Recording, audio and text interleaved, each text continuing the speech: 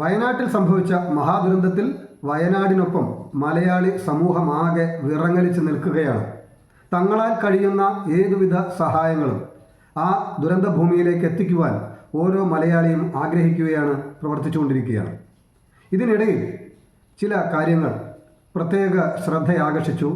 സമൂഹ മധ്യത്തിൽ അത് വല്ലാത്ത രീതിയിൽ ചർച്ച ചെയ്യപ്പെട്ടു. ഒപ്പം പ്രതിഷേധങ്ങളും ഉളവാക്കി. കഴിഞ്ഞ ദിവസം ഈ ദുരിതാശ്വാസ പ്രവർത്തനങ്ങളുടെ ഭാഗമായി മുഖ്യമന്ത്രിയുടെ ദുരിതാശ്വാസ നിധിയിലേക്ക് സംഭാവനകൾ അയക്കണമെന്നുള്ള മുഖ്യമന്ത്രിയുടെ സഹായാഭ്യർത്ഥന, അതുകൂടാതെ പ്രിൻസിപ്പൽ സെക്രട്ടറിയുടെ ഭാഗത്തു നിന്ന് പുറത്തിറങ്ങുകയും പ്രതിഷേധത്തെ തുടർന്നാവണം പിൻവലിക്കപ്പെടുകയും ചെയ്തിട്ടുള്ള ഒരു സർക്കുലർ, അതുകൂടാതെ കണ്ണൂർ കലക്ടറേറ്റിൽ നിന്നും വന്നിട്ടുള്ള വാർത്തയുടെ രൂപത്തിൽ വന്നിട്ടുള്ള അറിയിപ്പ്, ഇതെല്ലാം സമൂഹ മധ്യത്തിൽ ഒട്ടേറെ ചർച്ചകൾക്കും പ്രതിഷേധങ്ങൾക്കും കാരണമായതാണ്. ഈ വിഷയത്തിൽ തൻ്റെ നിലപാട് റൈറ്റ്സ് ഇന്ത്യ ടിവിക്ക് നൽകിയ പ്രതികരണത്തിലൂടെ അറിയിക്കുകയാണ് കോട്ടയം പൂഞ്ഞാർ നിയോജക മണ്ഡലത്തിൽ നിന്നും ഒട്ടേറെ തവണ കേരള നിയമസഭയിലെത്തി തൻ്റെ രാഷ്ട്രീയ വൈഭവം തെളിയിച്ചിട്ടുള്ള പൂഞ്ഞാർ നിയോജക മണ്ഡലത്തിൻ്റെ അനിഷേധ്യ നേതാവായിട്ടുള്ള ശ്രീ പി സി ജോർജ്. അദ്ദേഹത്തിൻ്റെ രാഷ്ട്രീയ ശൈലിയും സംസാര ശൈലിയുമെല്ലാം കേരളത്തിനാകെ ചിരപരിചിതമാണ്. അതുകൊണ്ട് തന്നെ അദ്ദേഹത്തിൻ്റെതായി വന്നിട്ടുള്ള വാക്കുകളുടെ പൂർണ്ണ ഉത്തരവാദിത്വം അദ്ദേഹത്തിന് മാത്രമാണ്, ഈ ചാനലിന് അല്ല എന്ന് അറിയിച്ചുകൊണ്ട് അദ്ദേഹത്തിൻ്റെ വാക്കുകൾ ഒന്ന് കേൾക്കാം.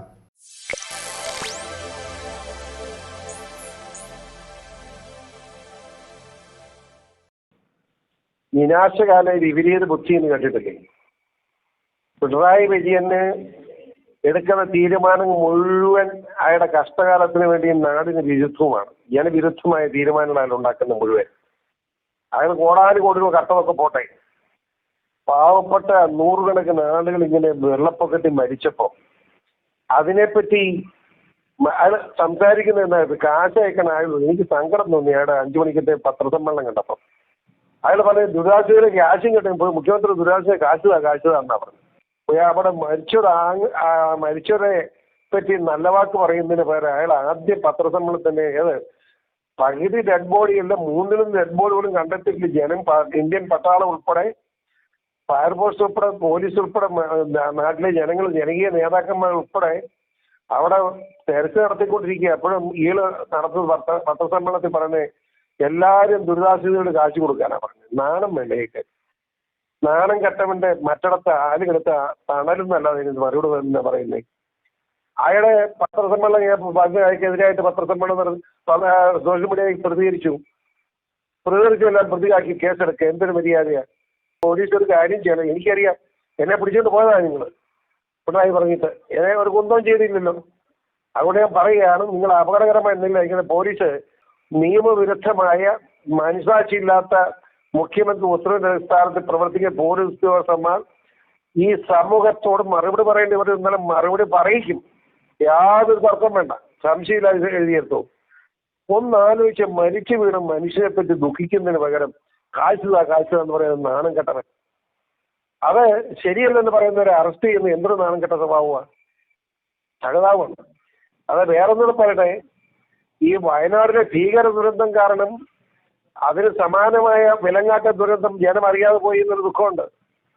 വിലങ്ങാടും ഞാൻ ഓർക്കുന്നു, വർഷങ്ങൾക്ക് മുമ്പ് വയനാട് ഒരു വെടിവെപ്പ് കേസ് ഉണ്ടായപ്പോൾ അന്ന് കരുണാകരൻ ഉൾപ്പെട്ട മുന്നണി നിർദ്ദേശിച്ച അവിടെ പോയതാണ് ഞാൻ അവിടെ ചെന്ന് യോഗത്തിൽ പ്രസംഗിച്ചത് അന്ന് ഞാനിപ്പോൾ ഓർക്കുന്നു. ആ ഒരു ഗ്രാമീണ മേഖല, ശുദ്ധമായ ഗ്രാമീണ മേഖല, കർഷകർ മാത്രം താമസിക്കുന്ന സ്ഥലമാണ്. ആ മേഖല മുഴുവൻ തകർന്ന് തരിപ്പണമായിരിക്കുക. അതിലേക്ക് ചർച്ച പോകാത്തതിന് കാരണം വയനാട്ടിൽ ഇതുപോലെ നൂറുകണക്കിന് ആളുകൾ മരിച്ചു. എണ്ണം പറയാൻ ഇപ്പോൾ ആർക്കും കഴിയുന്നില്ലല്ലോ.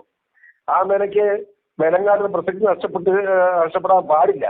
വെലങ്ങാട് പോലെ നഷ്ടമുണ്ടായ പാവപ്പെട്ട കർഷകർക്കും പാവപ്പെട്ട കച്ചവടക്കാർക്കും ഒക്കെ സഹായിക്കാൻ ചെയ്യാനുള്ള ബാധ്യത ഗവൺമെന്റിനുണ്ട്. ഇവിടെ എനിക്ക് തോന്നുന്നു പിണറായി പണം മതിയല്ലോ. കേന്ദ്ര ഗവൺമെന്റ് ഇക്കാര്യത്തിൽ ശക്തമായ ചില ഇടപെടൽ നടത്താനുണ്ട്. അമിത്ഷാ പറഞ്ഞല്ലോ ഒരു കാര്യം, 2 ആഴ്ച മുമ്പ് ആരായി റിപ്പോർട്ട് കൊടുക്കേണ്ടത്?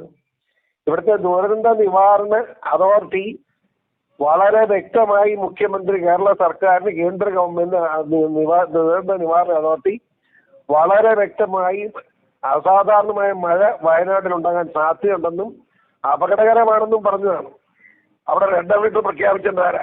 അതായത് പിണറായി പറഞ്ഞാൽ അമിത്ഷാ പറഞ്ഞു എന്താ റെഡ് അലർട്ട് പ്രഖ്യാപിക്കുന്നത്. റെഡ് അലർട്ട് പ്രഖ്യാപിക്കുന്നത് കേരള സർക്കാരാ. മനുഷ്യൻ വലിയ കോലാക്കരുത്, ഞാൻ പറഞ്ഞേക്കാം. Red alert പ്രഖ്യാപിക്കേണ്ട Pinarayi Vijayan മിണ്ടാതിരുന്നു.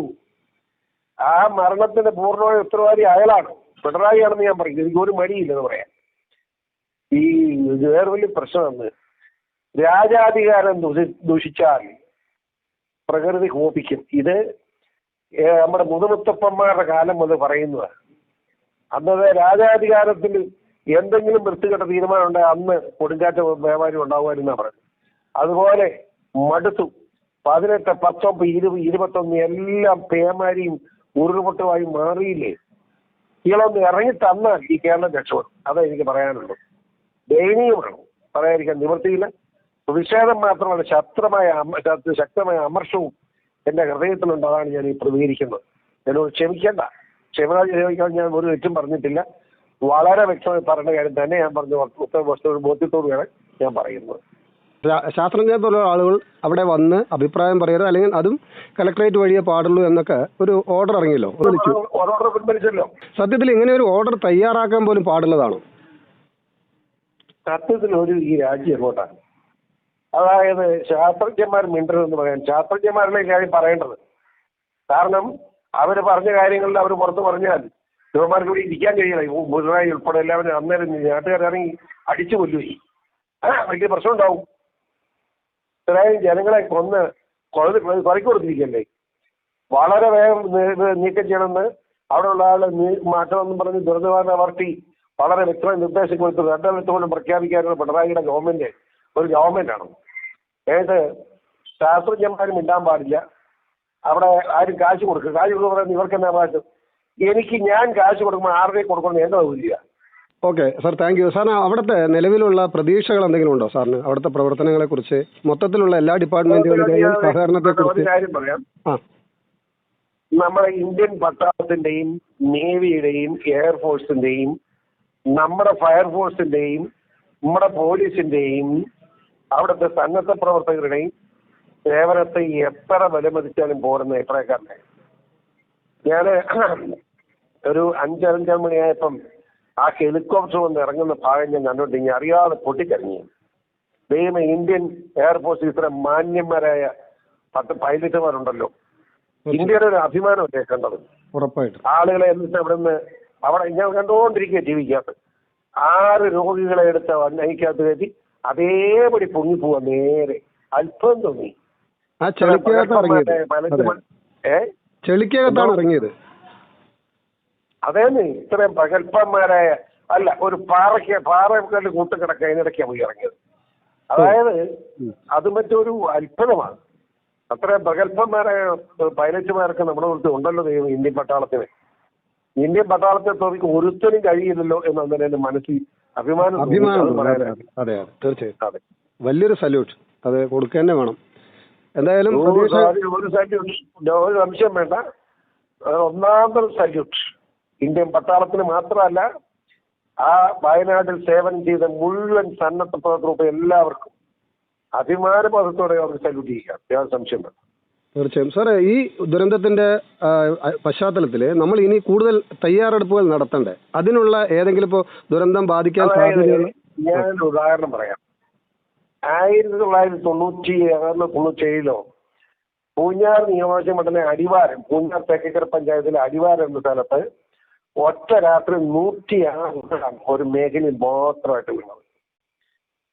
അത് പക്ഷേ മരണം 2 മരണമേ ഉണ്ടായുള്ളൂ. പക്ഷെ എന്താ സംഭവിച്ചെന്ന് ചോദിച്ചാൽ, അത് പൂഞ്ഞാറായതുകൊണ്ട് ഞാൻ കൂടുതൽ ഇടപെടാൻ ഇടയായിരുന്നു. രാത്രി മുഴുവൻ ഉരുപൊട്ടൽ വീഴുന്നതെല്ലാം ഞാൻ അവിടെ വെയിറ്റ് ചെയ്യായിരുന്നു. ആൾക്കാർ മുഴുവൻ അടിക്കാൻ ഓടിച്ച് നാട് കടത്തി പെരുങ്ങളത്താക്കി. പെരുങ്ങളം ടൗണൊക്കെ പോയി. ഇപ്പോഴത്തെ പെരുങ്ങളം ടൗൺ എന്ന് പറഞ്ഞാൽ അന്നത്തെ 6 ഇപ്പം അവിടുത്തെ ടൗണാണ്. ആ നിലയിലാണ്. ഇപ്പോഴത്തെ ജനത്തിന് ഓർമ്മയില്ല, മനസ്സിലായി. അന്ന് അതുണ്ടായപ്പോൾ ഞാൻ കണ്ട പ്രത്യേകത, ഞാൻ അന്ന് ഈ സയൻസ് ഉൾപ്പെടെയുള്ള ഉദ്യോഗസ്ഥന്മാരെ ശാസ്ത്രജ്ഞന്മാരെ കൊണ്ടൊന്ന് പരിശോധിച്ചപ്പോൾ എനിക്ക് മനസ്സിലാക്കാൻ കഴിഞ്ഞത്, ശങ്കർ എന്ന് പറയും. ശങ്കറാണ് അവിടെ വന്ന് ദിവസങ്ങളോളം ക്യാമ്പ് ചെയ്ത് ജോലി ചെയ്തത്. ഈ മണ്ണും പാറയടി യോജിച്ച് ഇരിക്കുന്നതിന് അടിയിലൊരു പശയുണ്ട്. ഞാൻ നോക്കിയ അടിവാറ് ഈ മേഖലയിൽ പശ എന്ന് പറയുന്ന സാധനം ഇല്ല. ഈ മണ്ണ് എപ്പോഴാണ് ഊർന്നിങ്ങ് പോരാ. സെയിം സിറ്റുവേഷനാണ് നമ്മുടെ ഈ വയനാട്ടിൽ ഉണ്ടായിരിക്കുന്നത്. മനസ്സിലായോ? അവിടെയുള്ള മണ്ണും ഒരു കല്ല് അവിടെ ഉണ്ടായത്, കല്ലിനിടയിലേക്ക് വെള്ളം ഇറങ്ങി ഒരു ബോംബ് പോലെ പൊട്ടിത്തെറിക്കുകയായിരുന്നു. അതാണ് വയനാട്ടിലുണ്ടായത്. ഇവിടെ അടിവാരത്തുണ്ടായത് ഈ മണ്ണിനടിയിലേക്ക് വെള്ളം ഇറങ്ങി കഴിഞ്ഞപ്പം പൊട്ടിത്തെറിക്കുകയായിരുന്നു.